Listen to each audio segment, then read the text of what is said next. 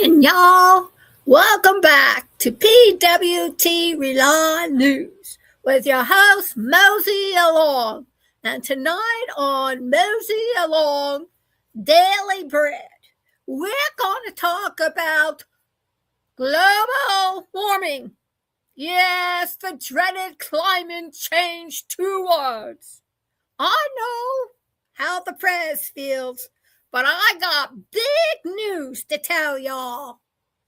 Climate change affects your health. Now, what do y'all think about that?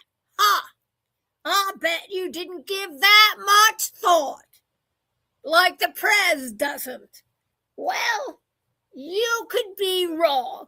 And this time you all are wrong. Climate change isn't a headline anymore. Oh no, the press got rid of that. He thinks it's a lot of nonsense. However, it's a health issue. And for the very young, the very old, and anyone living with a chronic illness, the body feels these changes long before your mind understands. Today, we are going to look at how a warming world affects your health, especially if you're in your 70s, 80s, or 90s. Yeah, we're talking about the 50s generation and 40s, 30s if you're really lucky, like Dick Van Dyke. However, that's not what's important, or caring for those little babies, toddlers, or someone with an autoimmune disease. Excuse me. Today, we'll show you how this affects you. Number one, heat is now a medical stress test. I'll bet you didn't know that, but I got systemic lupus. I'm not allowed to go out between the hours of 9 in the morning until 5 o'clock at night because I'm allergic to the sun. Now, you think about that and think about all the 90s that's supposed to be showing up this month, not to mention July and August, in the high 90s with high humidity. So I live most of my life inside. You think about that for a second. Yes? Heart and lung conditions worsen in heat. Bet you didn't know that. The heart works harder. Breathing becomes strained. The older adults struggle to cool down. Aging bodies don't regulate temperature as well. Look what you guys have to look forward to. Dehydration happens real fast. So you need to keep that water coming in, even when you don't feel thirsty. Medications can interfere with this here cooling. Diuretics, blood pressure meds, antidepressants. For seniors, a heat wave isn't hot weather. It's a psychological challenge. 2, babies and toddlers are heat sensitive by design. Small bodies overheat quickly. They absorb heat faster than adults.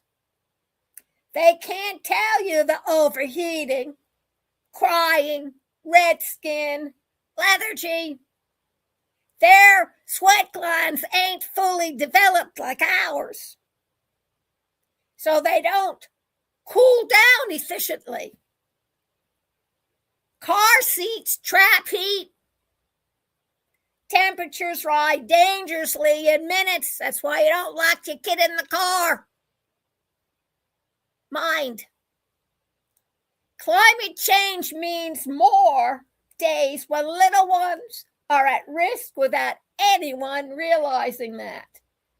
Also, dogs and cats and other pets, you don't want to keep them in your car Hell no. Air quality is becoming a daily health factor. Each wildfire smoke travels hundreds of miles. Even states without fires feel the impact. Asthma and COPD flare more often, especially in older adults. Children breathe faster, taking in more polluted air per minute. Autoimmune diseases worsen the conditions. Inflation rises with poor air. Air quality alerts used to be rare. Now they're part of the weekly forecast. 4, diseases are moving into new regions. Ticks survive warmer winters.